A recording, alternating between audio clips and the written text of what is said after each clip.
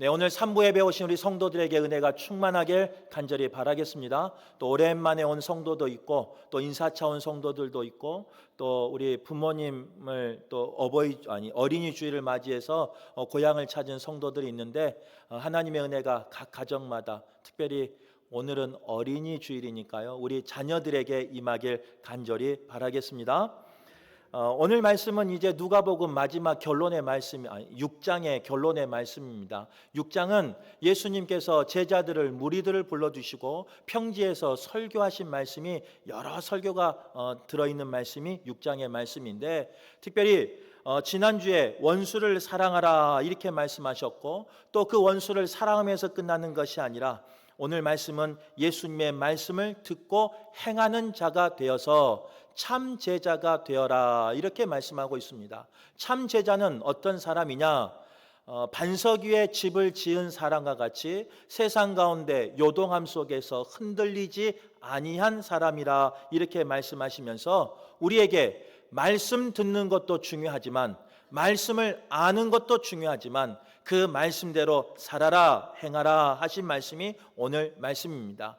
오늘 3부에 배우신 모든 성도가 특별히 우리 자녀들이 그 말씀을 알고 그 말씀대로 살아내어서 우리 부모의 기도의 열매가 되는 귀한 자녀들 또 귀한 가정들 되시길 바라겠습니다. 이렇게 이제 말씀을 전하면요, 우리는 말씀을 너무나 잘 받아들여요. 그래서 그 말씀도 잘 받아들이는 것뿐만 아니라 해석도 잘 할 때가 있습니다. 또 그 말씀을 때로는 조명함으로 비춤으로 그 말씀에 대해서 또 어긋남에 대해서 우리는 너무나도 잘 분별할 때가 있다는 거예요.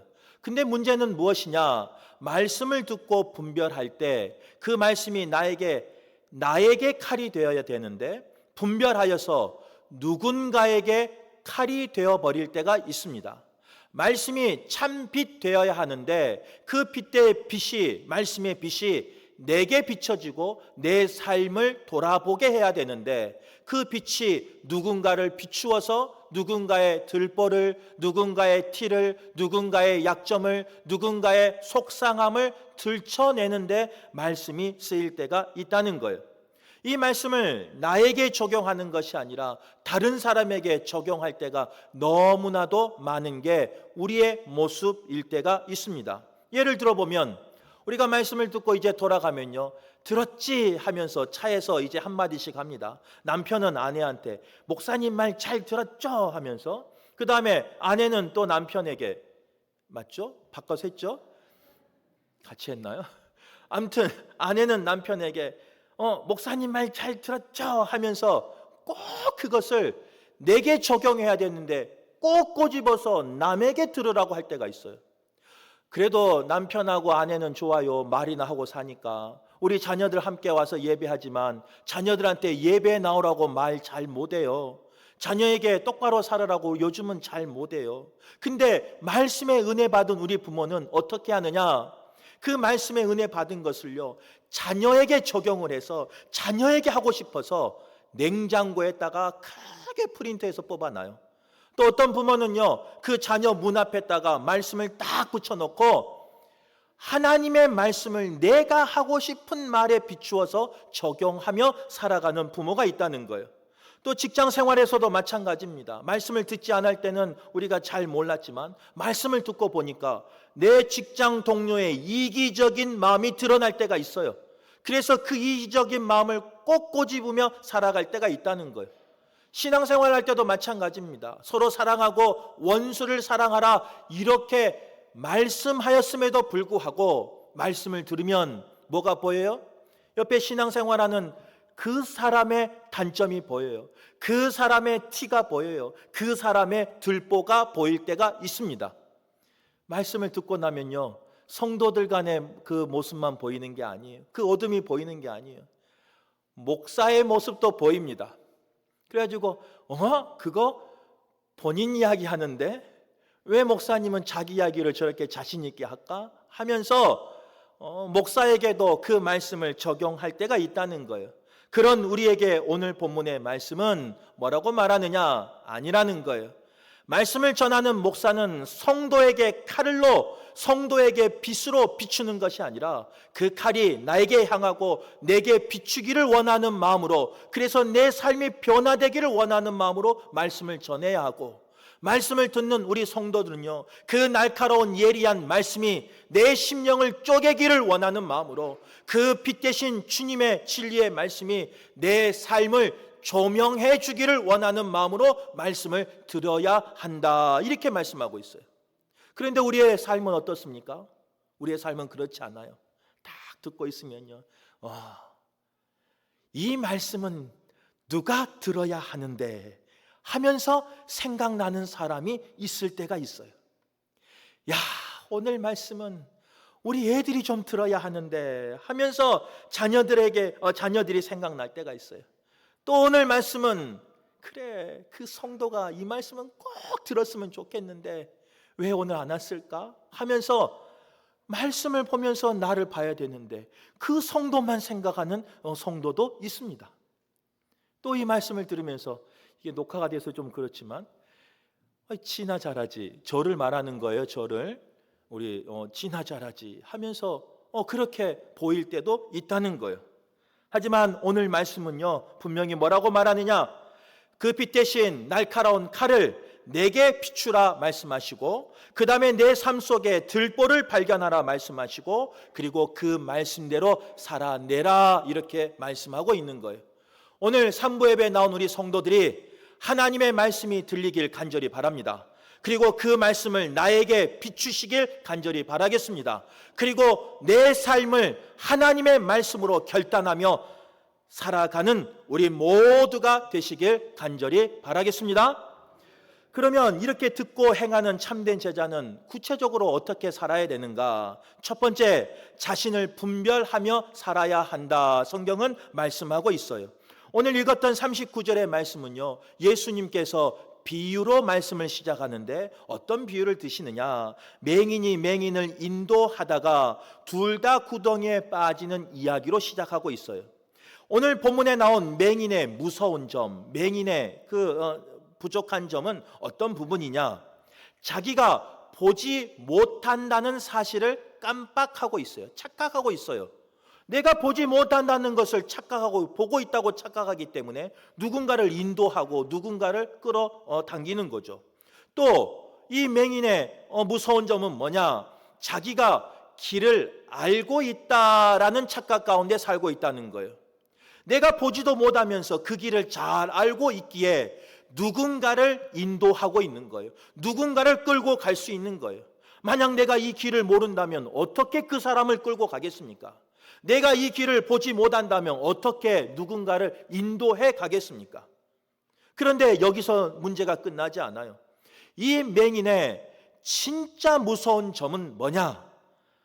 보지 못하는 것도 문제지만, 길을 안다고 착각하는 것도 문제지만, 진짜 문제는 뭐냐?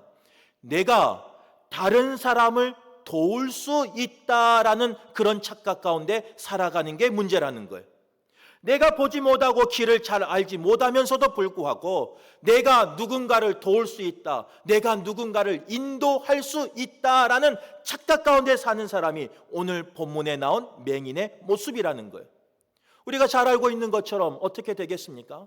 자기 혼자 구덩이에 빠지지 않아요. 그 착각 가운데 있는 그 맹인 때문에 함께 따라가는 그 사람도 구덩이에 빠지고 마는 거예요. 중요한 것은 우리의 신앙생활이 그럴 때가 있습니다. 우리의 영적인 상황이 그럴 때가 있습니다. 우리는 잠시 착각할 때가 있어요. 왜 착각하느냐? 누군가의 잘못을 잘 봐요. 누군가의 잘못을 잘 꼬집어요. 누군가의 잘못을 잘 지적해요. 그래서 내가 영적으로 깨어 있다라고 착각할 때가 있어요. 내가 영적으로 맹인이 아니다라고 착각할 때가 있다는 거예요. 내가 누군가의 그 잘못을, 실수를, 또 부족함을 보면요, 우리는 얼마나 선한 사람입니까? 그것을 교정해 주고 싶어요. 고쳐주고 싶어요. 그것을 내가 인도해 주고 내가 어떻게 도와주기를 원하는 마음으로 살아가는 게 우리라는 거예요. 그런데 정작 내가 영적으로 맹인이란 것을 모르고 있어요. 내가 정작 그 길을 모르면서도 내가 그 길을 잘 알고 있다고 생각하는 거예요. 정작 나는 누군가를 도와줄 수 없는 연약한 자임에도 불구하고 누군가를 도울 수 있다라고 생각하는 것이 우리의 잘못일 때가 있다는 거예요. 잘 보고 있으니까, 잘 지적하니까, 잘못한 것을 분별할 줄 아니까 나는 맹인이 아니다라고 생각하는 그 착각 가운데 산다는 거예요. 그래서 우리는요, 이제 가정의 달이잖아요. 배우자의 잘못을 고치려고 할 때가 있어요. 자녀들의 잘못을 고치려고 할 때가 있어요. 교회 안에서 우리 성도들의 그 좀 부족한 모습을 고치려고 할 때가 있다는 거예요. 그런데 오늘 본문은요, 우리에게 뭐라고 말씀하고 있느냐? 그렇지 않다는 거예요. 진짜로 누군가를 인도하고 누군가를 구하기 원한다면 나의 삶이, 나의 육적인 삶이, 나의 영적인 삶이 정말 빛 가운데 걸어가고 있는지, 나의 눈이 정말로 밝은 눈을 가지고 있는지, 나의 영성이 정말 거룩한 영성으로 살아가고 있는지 그것을 먼저 보라, 이렇게 말씀하고 있다는 거예요. 그런데 우리는 나를 바라보지 못하고 다른 사람을 바라보니까 그 사람을 도울 수 있다고 착각하면서 그렇게 살아간 때가 있습니다. 그런 우리에게 주님은 뭐라고 말씀하시느냐? 너는 지금 밝히 보고 있느냐? 누군가를 인도할 수 있는 그런 눈을 가지고 있느냐라고 말씀하고 있는 거예요. 눈먼 마음을 가지고 충고하는 사람은요, 사랑처럼 보여요, 그 충고가. 하지만 사람을 다치게 합니다.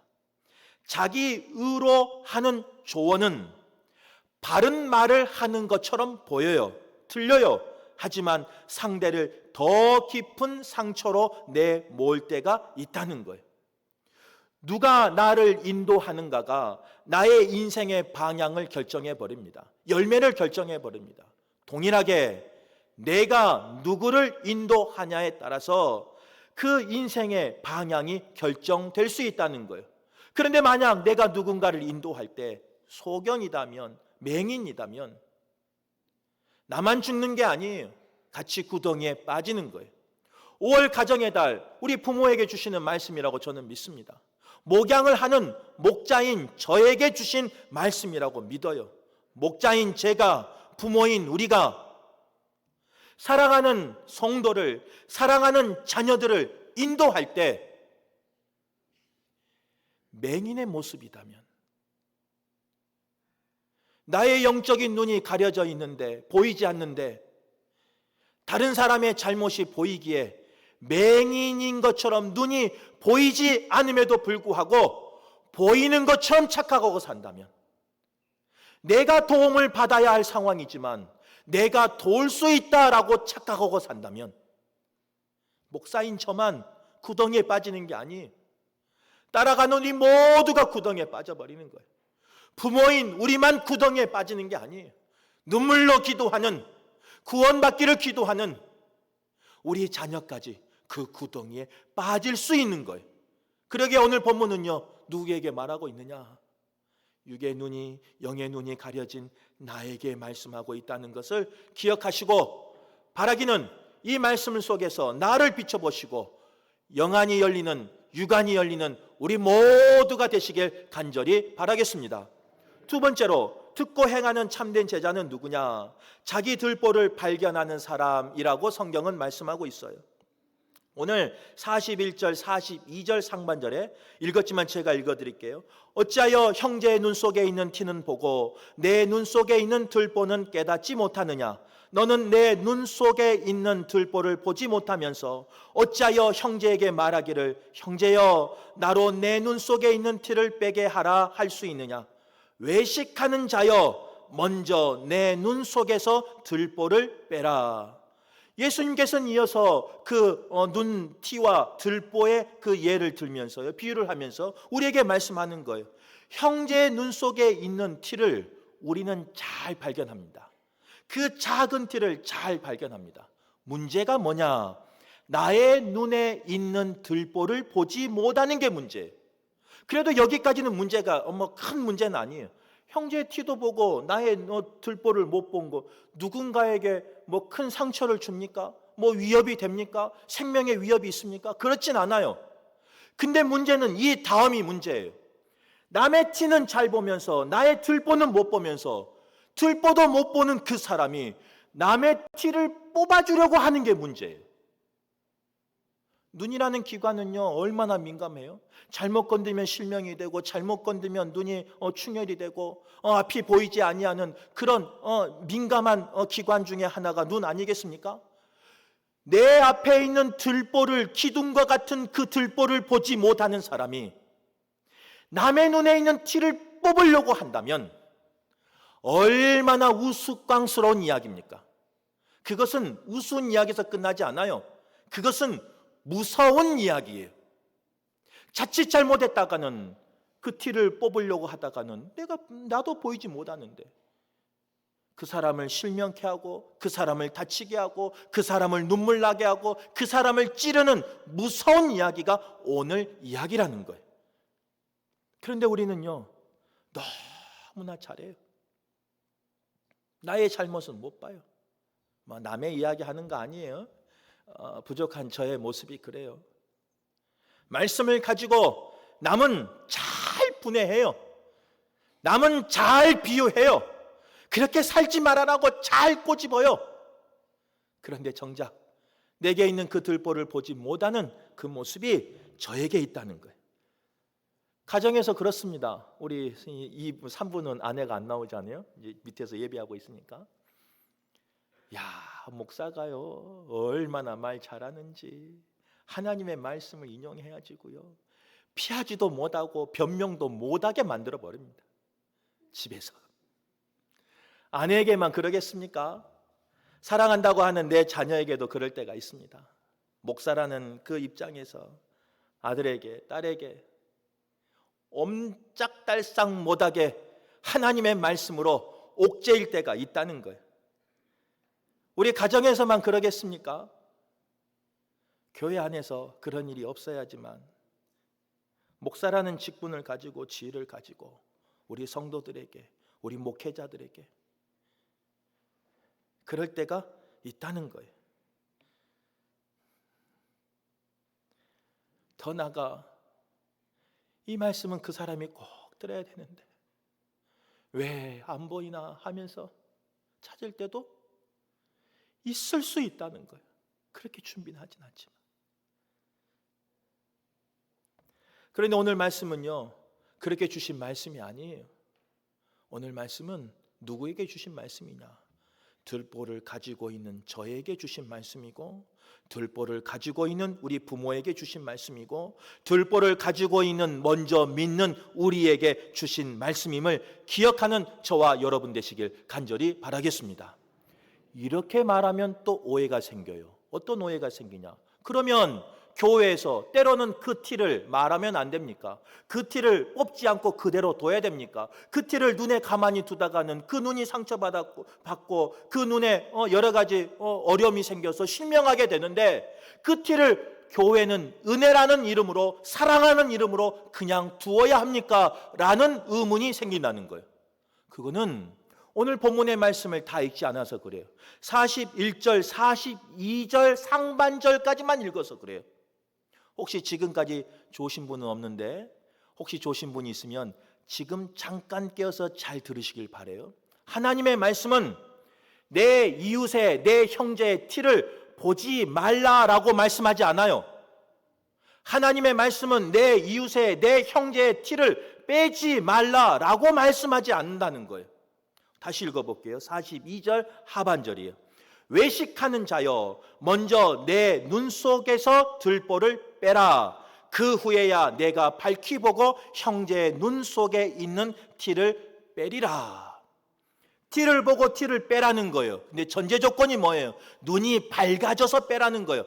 들보를 보지 못하는 그 어두운 눈으로 남의 티를 빼지 말라는 거예요. 남의 눈을 건들지 말라는 거예요. 상처나게 하고 실명하게 하니까 들보를 가지고 절대로 남의 것을 빼지 말라는 거예요. 하지만 들보를 빼고 눈이 밝아진 후에 그 사람을 사랑하는 마음으로, 그 영혼이 살아나기를 원하는 마음으로, 그 영혼이 회복되기를 원하는 마음으로, 아픔이 사라지기를 원하는 마음으로 그 눈에 있는 티를 빼라 라고 말씀하는 거예요. 오늘 예배한 우리 성도가 남의 티를 빼어서 남의 아픔을, 남의 눈물을 해결하는 그런 복된 분들 되시길 간절히 바랍니다. 그런데 그 전에 빼는 조건이 뭐냐? 내가 눈이 밝아져야 돼요. 내게 있는 들보를 먼저 빼는 사람이 되어야 한다는 거예요. 오늘 예배하는 우리 모두가 그런 분 되셔서 누군가를 회복하고 치유한 데 쓰임받는 우리 모두가 되시길 간절히 바랍니다. 죄는 우리를 못 보게 하지 않아요. 우리의 눈을 왜곡시켜버려요. 왜곡이라는 것은 뭐냐면 안 보이는 게 아니에요. 잘못 보이는 거예요. 이게 죄의 속성이에요. 왜 목사인 제가 나의 들보를 보지 못하고 누군가의 티를 그렇게 크게 볼 수 있을까? 왜 목사인 내가 나의 들보를 빼지 못하고 남의 티를 그렇게 빼려고 하는가? 죄 때문에 그래요. 죄의 속성은 왜곡이라 그랬잖아요. 왜곡은 뭐냐? 다르게 해석해 버려요. 들보가 클까요? 티가 클까요? 들보를 어른들은 아실 건데 그 기와집에 이렇게 기둥과 기둥 사이에 들보 있잖아요. 그 들보가 클까요? 티가 클까요? 들보가 당연히 크죠. 다 알아요. 여기 있는 분들. 그런데 죄가 나에게 들어와 버리면 왜곡이 생겨요. 눈에 왜곡이 생겨요. 보는 것에 왜곡이 생겨요. 그래서 그 다 아는 것을 나만 몰라요. 죄인인 나만. 그래서 나의 들보는 크게 안 보여요. 남의 티가 크게 보이는 거예요.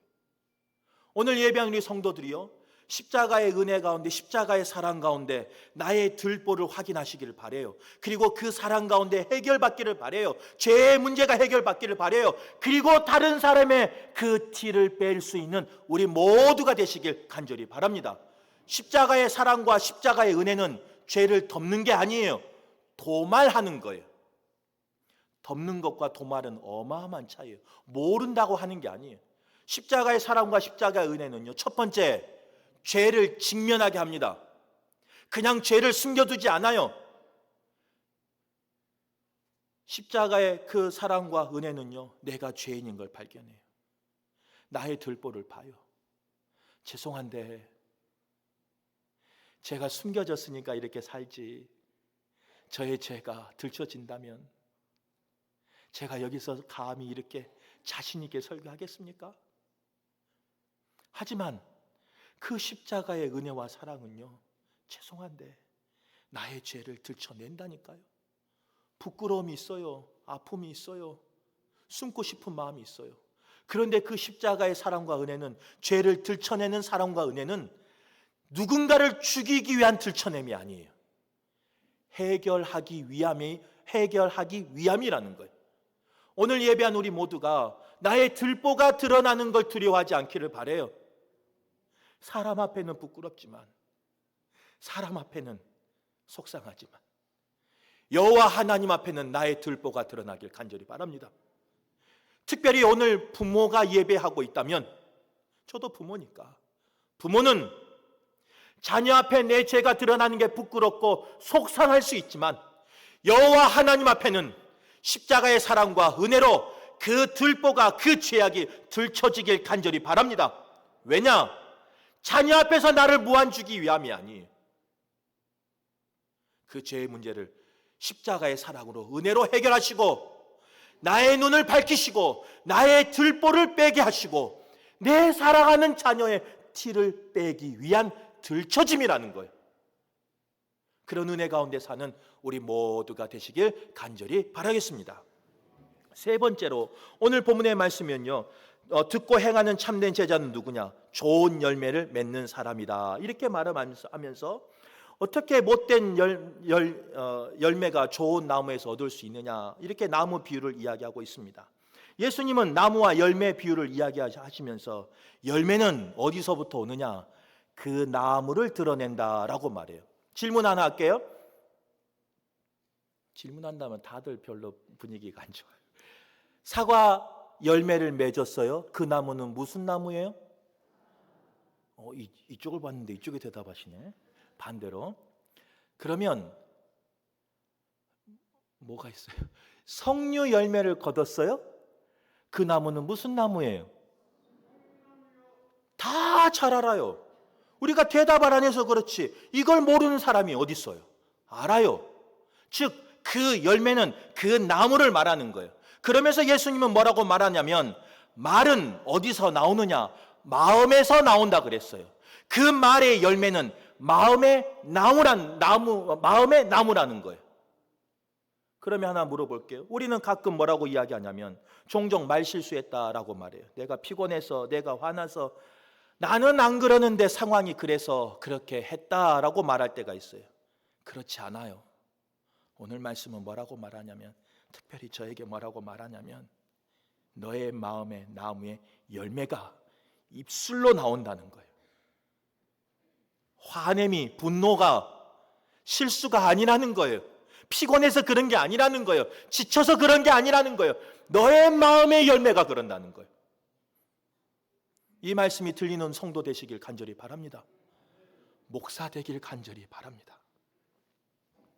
그런데 우리가 예수 믿는 사람에서 억울하잖아요. 왜 억울하냐면 우리 세 가족이 있어서 그런데 대답을 좀 잘해줘요. 앞에 있는 목사가 착한 사람입니까? 나쁜 사람입니까?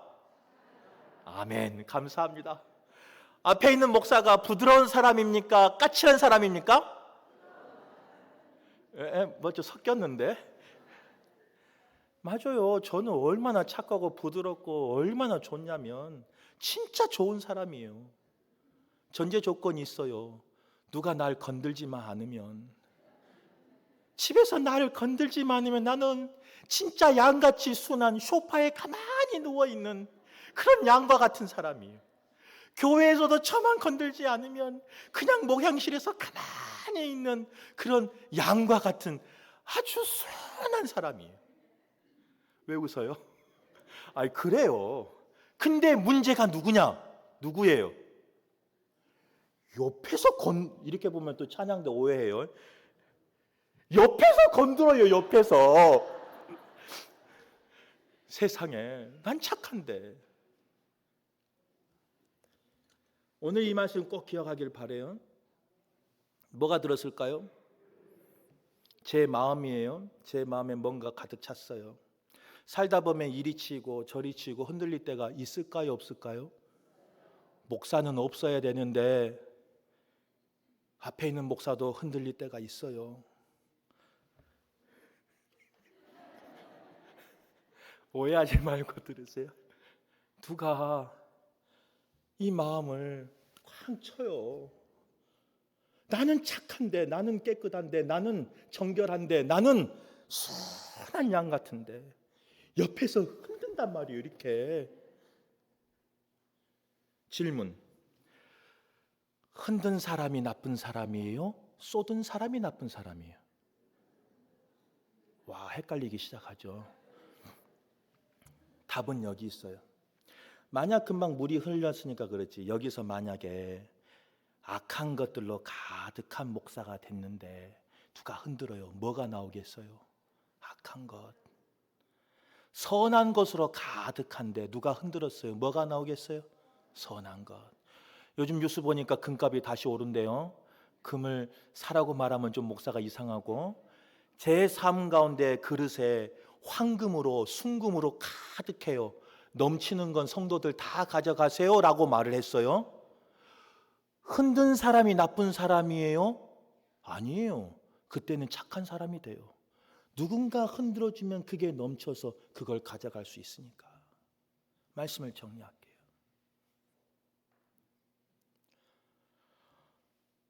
좋은 열매 맺는 사람은 어떤 사람이냐? 그 마음에 항상 선함이 있어야 돼요. 흔들려도 그 마음에 좋은 것이 가득하다면 그 흔들림이 복이 될 때가 있어요. 오늘 우리 예배한 우리 성도가 그런 분 되시길 간절히 바랍니다. 제가 어렸을 때 그 공부할 때 실과라는 과목이 있습니다. 그 과목에 나무에 좋은 열매를 맺는 방법을 가르쳐 줬어요. 제가 기억할 때는 젖붙이기를 하면 된다라고 말을 했어요. 근데 젖붙이기 할 때 어디다 젖붙인 줄 아세요? 그때 시험 문제 이렇게 나왔어요. 이렇게 쫙 나무를 그려놓고 제일 끝 가지, 중간 가지, 밑 가지 이렇게 답이 이렇게 문제가 나왔어요. 어디에다 접을 붙여야 될까요? 제일 끝에 뿌리 가까운데 접을 붙여야 돼요. 왜 그런가? 그 나무의 본 속성은 다 사라지고 좋은 열매를 맺는 가지가 그 가장 다른 것들이 사라진 모든 것들이 나쁜 그 가지가 사라진 그곳에 붙여져야 그 나무는 좋은 열매가 되는 거예요.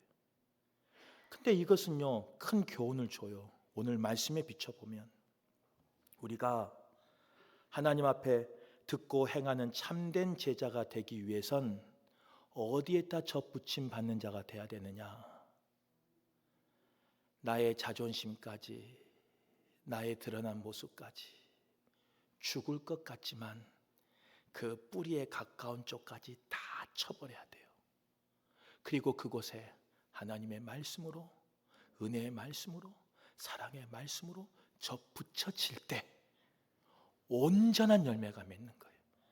아프다고 많은 가지 중에 한 가지만 쳐서 여기다 붙이면요, 여기서만 좋은 열매가 나와요. 내가 살아있으니까.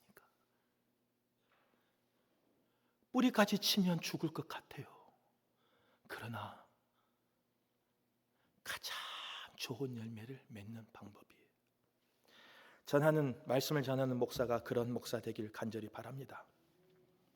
자존심, 나의 욕심, 나의 사심 다 버리고 온전히 주의 말씀 그 뿌리만 남기고 다 쳐버리고 주의 말씀으로 접붙이길 바랍니다.